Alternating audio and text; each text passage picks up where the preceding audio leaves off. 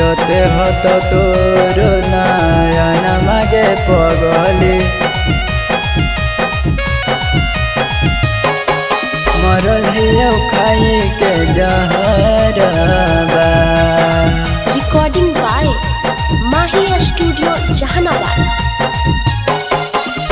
एक बेर देखले चेहरबा गे पगली मरल हियो खाई के जहरबा। एक बेर देखले चेहरबा गे पगली मरल हियो खाई के जहरबा।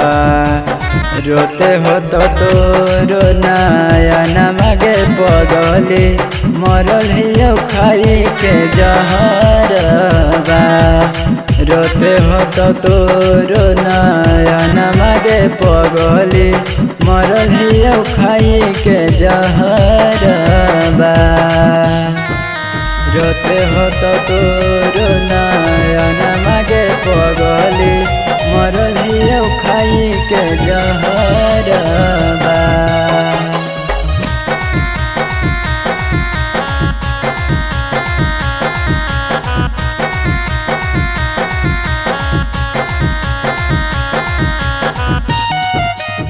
मरल हियो खाई के जहरबा।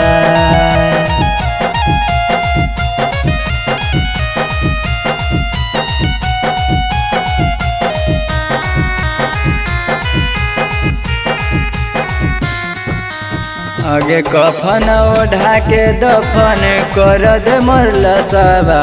जिंद में तोरे पर हलबे सब सबा। आगे कफन ओढ़ा के दफन कर दे मरला सबा। जिंद में तोरे पर हलबे सब सबा। आगे रोते होते माई मोर बैठी के दुआरबा। दे दे जाके घरे मर खबरबा। आगे रोते होते माई मोर बैठी के दुआरबा। दे दे जाके घरे मर खबरबा। रोते हो तो तोर नयन मागे पगली मरल हियो खाई के जहरबा।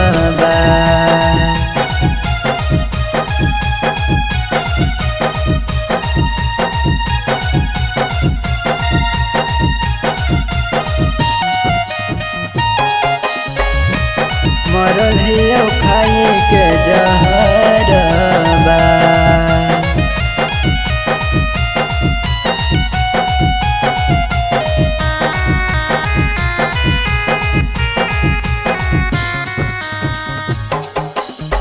आगे याद करो बचपन के प्यार गे पगली होई गे निकाहे कठोर गे।